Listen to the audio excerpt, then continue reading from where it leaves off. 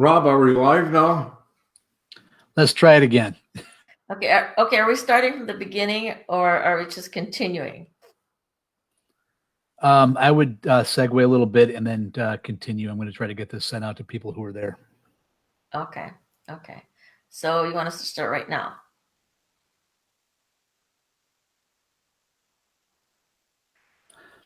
Say something, just kind of segue a little bit. I'm going to get it shared. Okay. Hi, everyone. We're back. I don't know whether you've been with us for a while or not, but some technical issue.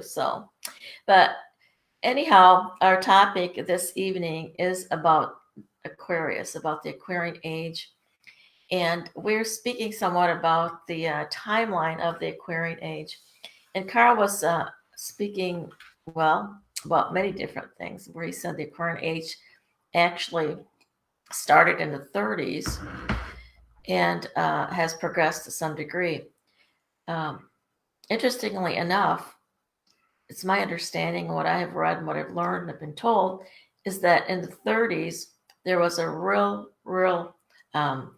thrust of individuals, high spiritual energy individuals, that came to the United States. And it was said to be the New Jerusalem. And some of these people that were involved in that were people that came out of the Theosophic Society. Hamad Bey of the Coptic Fellowship, Yogananda, he was another one that came during that time period. And the United States was basically said to be the paradise. It was the nirvana. It was the place that the new beautiful things would be created and come into form. So in those days, in the 30s, Hamad Bey happened to come a little bit later in the 30s. Hamad came to the United States to actually, his master sent him from the mystery schools of Egypt. And he came here to show that what Houdini was doing was nothing more than, in a sense, trickery, that we all had the abilities to do these things because the mystery schools taught those things, and those of the mystery school were able to do those things. Now, many of us have been part of spiritual groups and mystery schools, but we still aren't able to do the things that some of these individuals were able to do. I'm not sure about the other masters, but Hamad Bey, who was a Coptic master, he was able to, he was buried alive. He and Yogananda traveled together during that time frame into late 30s and into the 40s. And they traveled together, where Yogananda is the one that gave the speech. He gave the talk. And then they would demonstrate being able to be buried alive. And Hamad Bey was actually buried alive 10,000 times, not just in the United States, but also in Italy and places other around the planet. And he also, it's interesting, when he came to the United States, that Houdini had passed. So that's really his, the masters wanted him to come to show that what Houdini was doing was more trickery. But he was and that everybody could do it without trickery. Right. But someone is saying that you look pretty handsome tonight, Carl. Oh. Thank you, Cindy.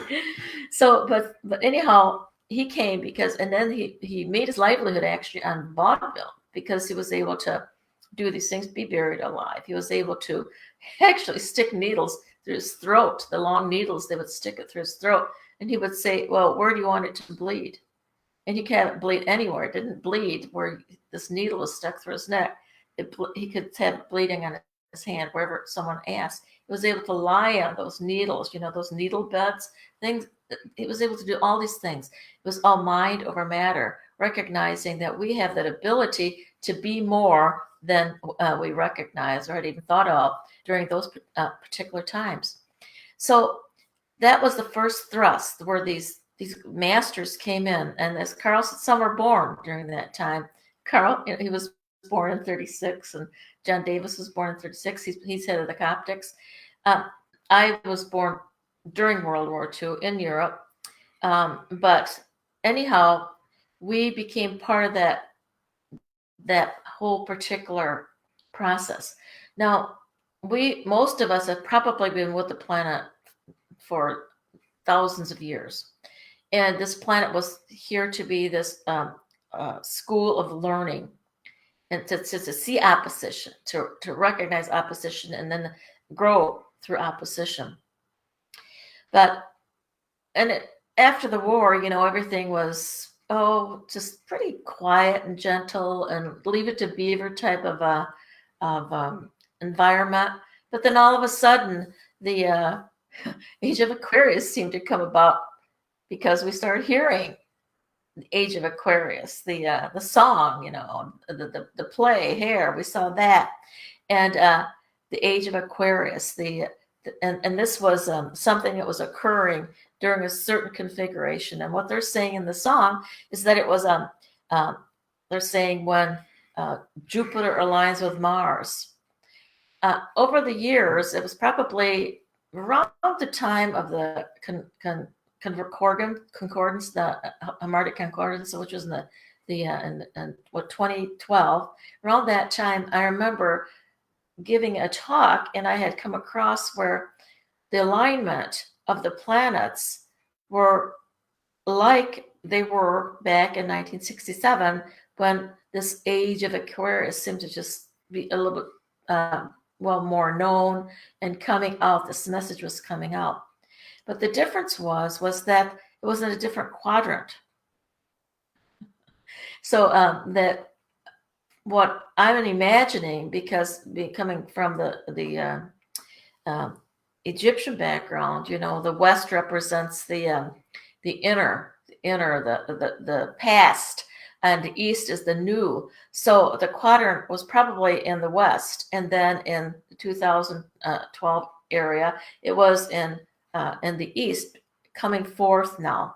And one of the things that it was saying at that time was that in the 60s, that this echo was coming out. The ancestors were saying, get ready, this time is coming.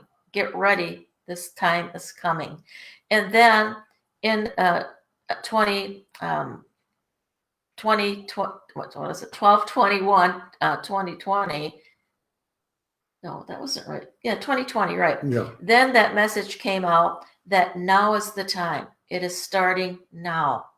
So it took that period of time to recognize. In the meantime, these great masters were teaching us ways to be able to tune in, and not because we have to actually be on drugs, to be able to connect with the divine. We're being taught how to connect by going within, connecting to that divine inner essence, because that is how we were going to be connecting. And there was another old thought back then, was that the Messiah would be coming. And some groups actually felt that they were the ones that were to usher in the Messiah.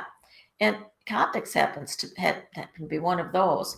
But as time went on, we realized that it wasn't just that this one group had this advantage. It was everyone. And the upliftment and the new birth and the ascension, like Jesus did, was something that wasn't just only going to be done with one person. It was going to be done in a group. We were all going to be ascending now because we had that chance to do it in that manner, in that fashion. So those types of trends and thoughts were carried on through these different timelines. Now, according to Owen Waters, the Aquarian age runs like 2,160 years. I don't know exactly when you said it started, Carl, but that's what he's saying. And it also has to do, go ahead, Carl. Yeah, it's not that the Aquarian age began in the 1930s. It's that there isn't a clear line. All right. It's a merged thing, as I said, of 150 years.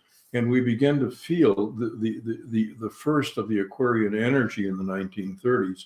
In 2012, we're halfway into the Aquarian energy, but we still have then half of the Piscean energy. And we'll by 2085, we'll be fully in Aquarian energy, and all of Piscean energy will be in the past. So it's a process. Yes, it is a process. And that's one of the things that I wanted to point out. And so there have been these glimpses of this kind of thing happening.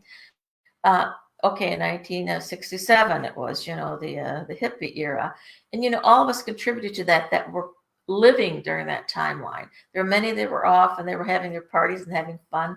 Carl even actually went to one of the not Woodstock, but one similar to Woodstock in Grass Lake, Michigan. He went to there as a minister, as a counselor. My husband at the time, he went there. He was a police officer. So there were these two factions that I've been around that were both attending and doing what it was meant for them to do at that particular time. But it was that time of freedom. That was the message. The message was that they wanted to, we wanted a new democracy. We wanted freedom. We wanted creativity, non-confrontation, harmony. There's this idealism that started to come forth, and philanthropy, and just having freedom, being free of all. But some of them were expressing it a little bit too extreme. But everyone that was living during that time frame was part of that. And there wasn't just that part that was the hippie movement of it, but there were those that were actually doing the other work. I happened to be a mom. I was a young mom. I got married at 18 and a half, and I was raising my children. I already had 3 children that I was raising at that time. So I was stabilizing on one hand, where the activities were on one, it was being balanced out. It was also in those years that I was one of the first individuals that worked in the computer field, women that worked in the computer field. So things started changing where the masculine and feminine energy started to intersperse much more than they had ever been. After World War II, the women had worked out in the field and doing all kinds of work when that was going on. When everyone came home, the men came home, the women had to go back into their homes. And many felt that they were really, really cut off from what they were supposed to be doing. They didn't want to settle for only being the homemaker anymore. Things changed and things grew. And then also in the 60s and the 70s, I was a systems analyst. That whole part of life, that technological part came in. That's all part of the energies of the new age, of the age of Aquarius, pulling us into even higher consciousness. Things sped up. Everything is going so much faster now than it ever had before. So, we've had signals of good things, bad things happening too.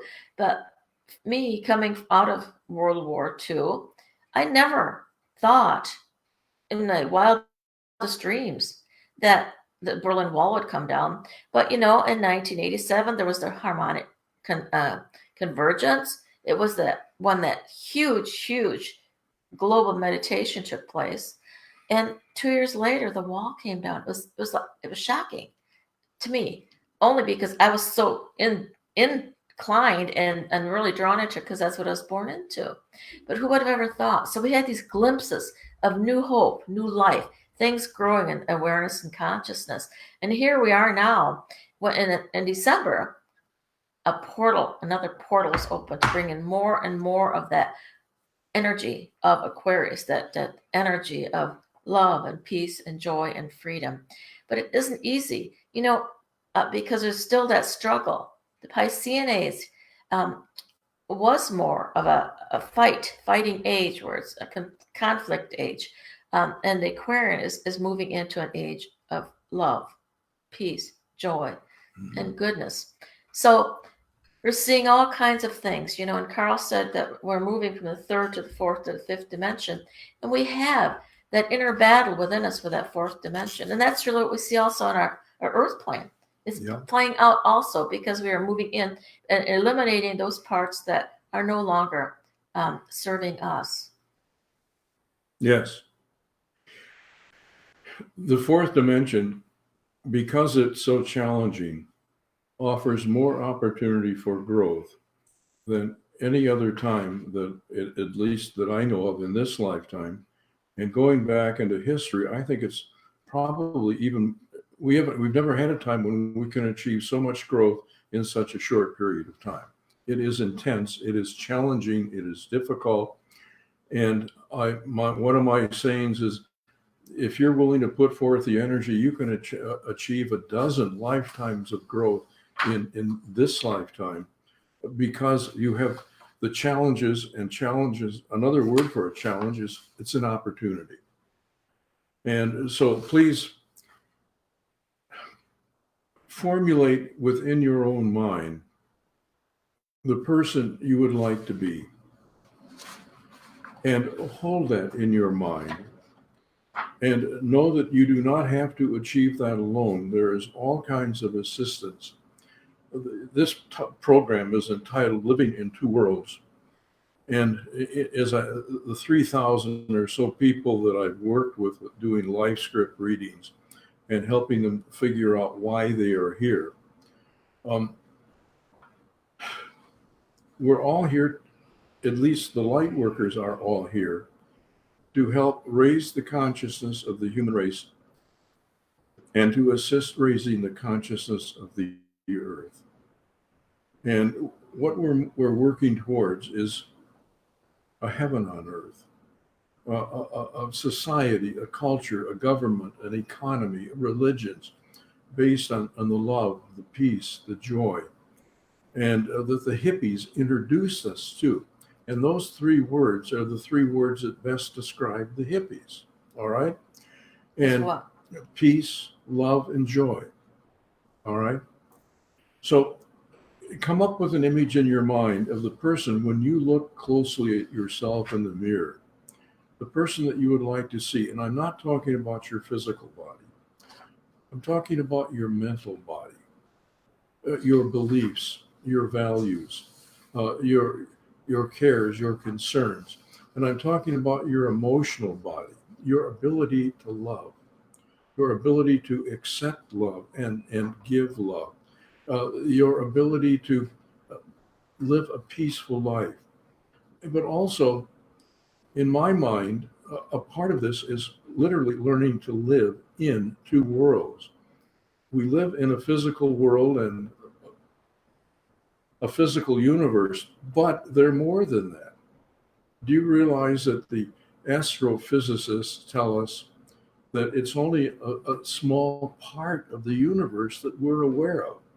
And in that small part, oh my gosh, they say there are something like 2 to 10 billion suns in our galaxy, and there are up to 100 billion galaxies in our universe. But most of it's dark matter and dark energy. It doesn't mean it's dark. It means it's beyond the range of our perception with our five senses. So they know something's there, but they don't know what. And we're very much like that. There is so much more to us than we are aware of. Going back to human DNA, each strand of DNA, and remember the two helixes, they're connected by like rungs on a ladder. And each strand of DNA has, and they're called codons, incidentally. And each strand of DNA has 60 codons. But we have only 20 to 22 that are active. That's only 1/3 of what our potential is in our current DNA is developed. 2/3 is yet to be developed. And in this fourth dimension, we have the opportunity of activating 1 or 2 more codons. And the difference between just activating 1 more codon, well, the children that are coming in with 21 codons versus the normal 20, their IQs are 30 to 40% higher than normal people. The normal IQ is about 100. Their range is 130 to 140, with occasional ones going up to 170 and 180. All right? So that's just with our mental body. Our spiritual body also has that much higher potential that's ready to be developed when you're ready to do it, to let it, to encourage it. And ask also in the life script readings, I find that most light workers have 20 or 21 angels that work with them full time. And they have, in addition, they have a couple of guides from heaven full time.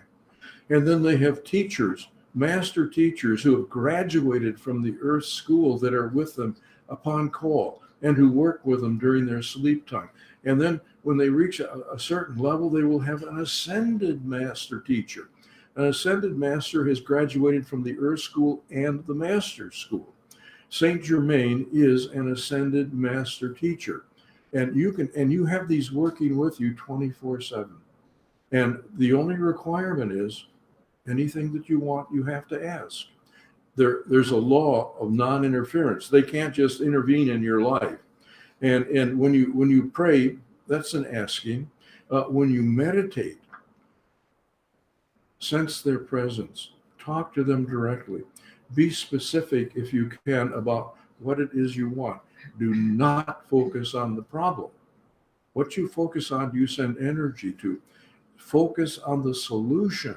Focus on what you want. And if you can visualize you having what you want. The primary language is visualization when you're communicating with your spirit family. Visualize and then send it the appropriate positive emotion. All right. So a picture of what you want with positive emotion is extraordinarily powerful. And you need to be open then to receive. And my experience is it never comes the way I expect it to. I expect it from my conscious mind, and they don't work with the conscious mind. They work more closely in alignment with our subconscious mind. So it will come in ways that you may not expect. So keep your mind and your expectations fresh and open in your mind so that when it does come, you're ready to grab hold of that opportunity or to recognize that's the person that can help me. All right. So that's how we're going to be moving into the Aquarian age on a personal level, and how we're going to, in essence, help to recreate ourselves into the person we have the potential of being, and how we're going to recreate our life to be one of peace and joy and fulfillment. And also, it's really important to be of service. Whatever you give will come back, pressed down, shaken together, and overflowing. If you're asking for something, that's good. But along with that, offer what it is you feel you can offer to be helpful to others. And as you give, so you shall receive. And Jesus said, as you sow, so you shall reap. And the basis of science is for every action, an equal and opposite reaction. It's a basic law in the third, fourth, and fifth dimensional levels of consciousness. So be willing to give, and then feel worthy of receiving what you've asked for. Anything else, honey? Well, I'd like to actually extend it out to, the listeners, if there are any questions. I think there might be a few comments. I don't know for sure, but Rob, would you check that for us? And in the meantime, I came across Cindy. She says, my favorite new word is fantastical. We like it. She is, isn't she? I think so too. No. We are all fantastical. We are, Yes. yes. Thank you.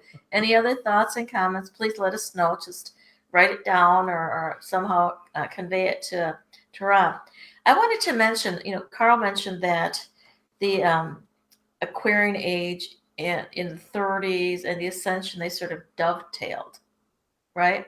So I came across some things that, well, we actually have on our website, and you can get them for free. We have this little spot on our homepage where it says get free items. But these are a couple things that he wrote about. And this was in 2008. And I just want to go through these, Carl, because it's very much about, you talk about the 10 major aspects of the Ascension. And the first one, the statement you make, is the Earth is, with its human race, is leaving the third dimensional level of creation and consciousness and moving into the fifth dimensional level of awareness. Yeah. Okay. the Earth will reconfigure its surface. Atoms will spin faster, and all physical matter will be less dense. Are we at that level right now? It's happening, yes. Right. Just some evidence of that. The Schumann resonance, which is the electromagnetic field that the Earth that radiates from the Earth, has increased from 7.8 hertz, and a hertz is a vibration per second. It's in 17 it hit 36 hertz. Last year it hit 76 hertz. I'm sorry, in 19 it hit 76 hertz. In 2000 it topped 100 hertz, from 7.8 to 100 since 1987. So that's an indication that the physical Earth is speeding up. Well, that just always fascinates me when you say that, because it was what 7.8. 7.8, and now It's over 100. Okay, but when you're saying that early on, that 7.8 was the spike. Okay, the Schumann resonance is very spiky. In fact, they measure it every 10 minutes, and what they measure are the tops of the spikes. When it goes down to the V between the spikes, the distance of the V is usually pretty consistent. So as the top raises, the bottom part raises also. Now, wasn't there also something that they said with that resonance? Did that change the way that the whole alignment of, like, for instance, things were changing, that our Earth was moving or something, where they had to, like airplanes, when they brought them in, that there was a certain place that they were bringing in. Well, this point. What is that about? That's because the magnetic poles are shifting. Okay. And so they have to recalibrate the magnetic heading for the airplanes periodically to be lined up properly with the runway. Okay, and that doesn't have anything to do with this? No. Okay, I just wanted to know. Okay. Okay, you're saying here our physical bodies will be modified, better communication between hemisphere of the brain, and able to work out of conscious and subconscious simultaneously. Yes. And that's what we do when we're in meditation. Right.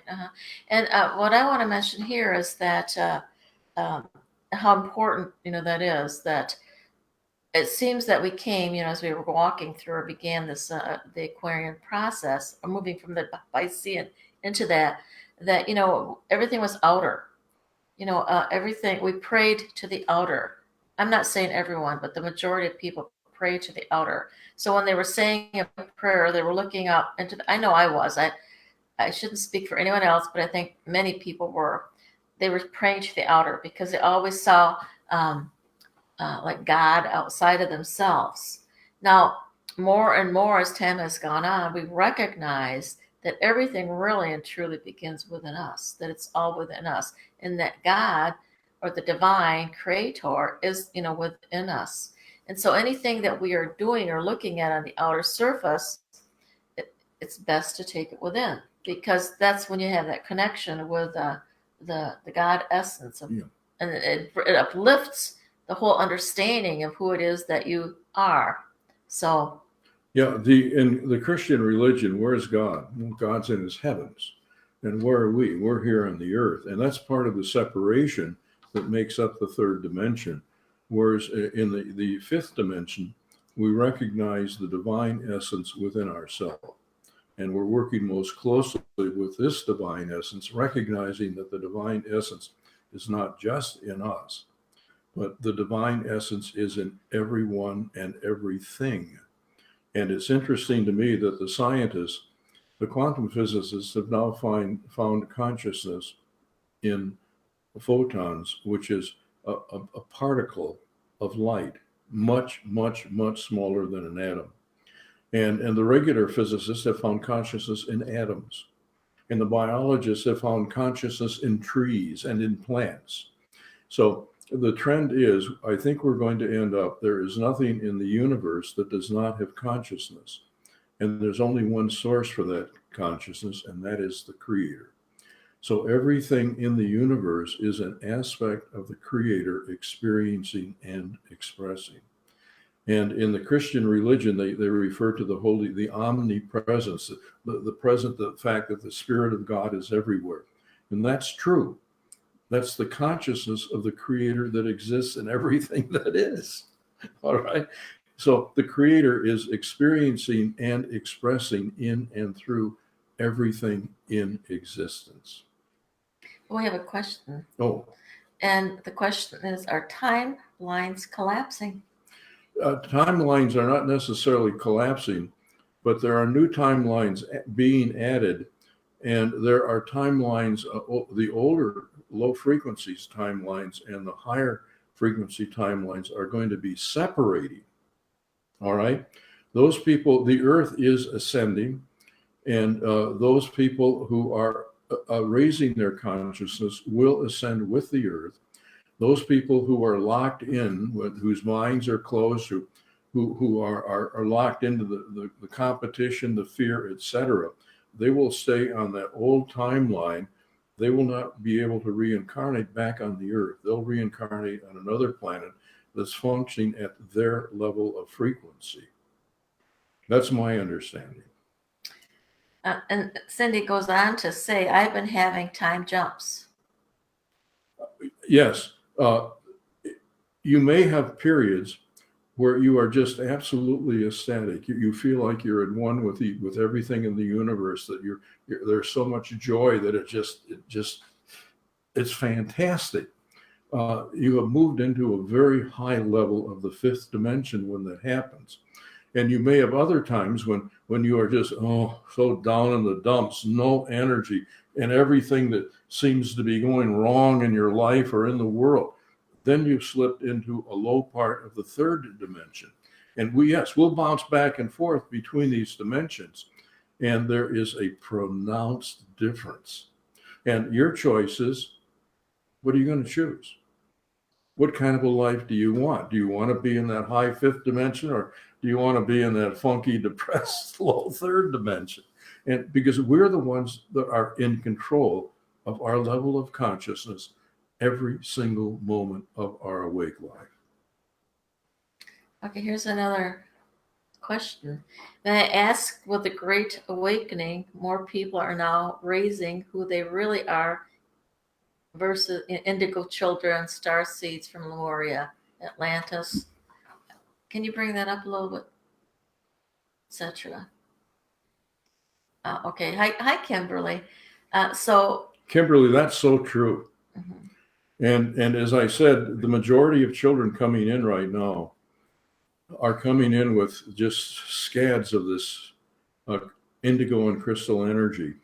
And the crystal energy is coming in at a faster rate now than the indigo energy. And the crystal children, they're absolutely beautiful. I like to describe them as being angels in physical bodies. They're so sensitive, they're so loving, they're so giving, they're so compassionate. Ortran is a crystal. She comes from the angelic realm, and it's such a joy to be with her.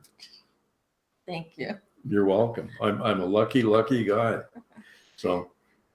Well, so he makes a statement here on this little sheet I'm reading, and please recognize this is a free thing that you can get off of our website. So I'll have Rob put up that website so that you can get to it. And then on our homepage, there's on the left-hand column, there's get 3 free things. But take a look at the website. There's lots of good things that you can get and listen to if you want.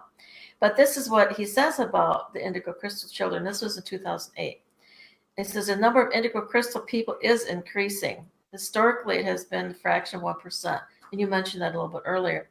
As recent as January of 2008, 77% of babies born are carrying these energies. So what did you say it was up to now? Well, my experience is I can't tell you. It's somewhere, it's over that 77%. And I've got a couple of friends who work with a lot of children who are well aware of the crystal and indigo, and they've both been saying for the last 2 to 3 years, it's 100%. So it's the vast majority, if not all, of the children that are coming in with this energy. Uh-huh. And it could be they're varying amounts of this energy. And in my experience, almost all of the children have both. It's not just indigo or just crystal. And the more it's reached the point where some of them don't have any what we would call earth human in them. Okay, they're fantastic kids, and I just love being Santa and being with them and feeling their energy and looking in their eyes and giving them hugs and being hugged by them. It's just a phenomenal experience. So know that they're here, and know that if you have children, they probably have some of that energy, and you do too. Most all of the people that are in spiritual metaphysics have in some indigo and crystal energy.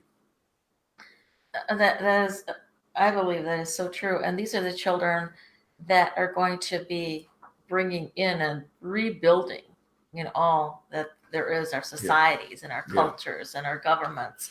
They'll be bringing it and coming from that level of that divine awareness, of the higher consciousness, So they're the ones going to be creating this peace, joy, freedom, all those different traits that the Aquarian age, will be experiencing. Now, the Piscean age is what we came out of, and we think of that as the masculine age, and now we're in the Aquarian age, which we think of more of being the feminine age. But interesting enough, what I have come across is that the Piscean age is actually the feminine, where the Aquarian is the masculine, and it's that but in the Piscean age, the feminine energies stood behind the man's energy. So that old saying where they said that behind every good man there's a good woman. Well, that's where that saying comes from. And so the Aquarian age is just the opposite. Now it's the women that are projecting forward and the men are standing back. But the true essence and the reason for it all is for it to be balanced. It's not supposed to be any more a masculine energy and a feminine energy. It's the point now where it's time for it to be the balance of both of those different energies together. And that's where that harmony is going to be coming from. And what that is more, it's considered more of a neutral state. I see that there's something else being said here.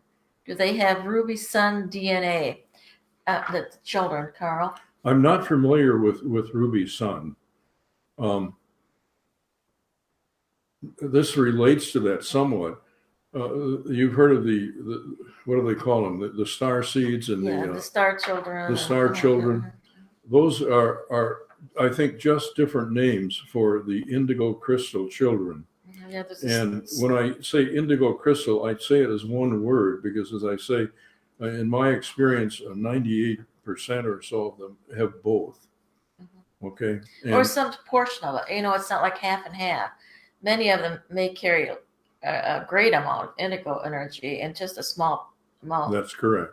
Of the crystal, and vice versa. But more and more we're seeing those energies. And of course, there are also the ones that are very extreme, that are having still a hard time functioning here. For instance, the crystal children, they would try and come in over the ages and certain periods of time, but the energy was so harsh for them yet that they couldn't stay here very long.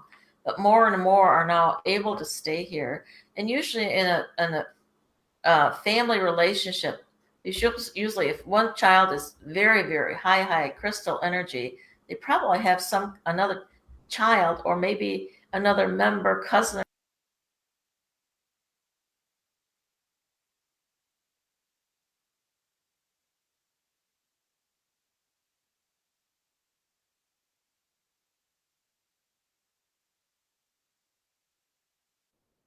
I'm not sure what happened, but hold on just a second. We'll see if we can get them back.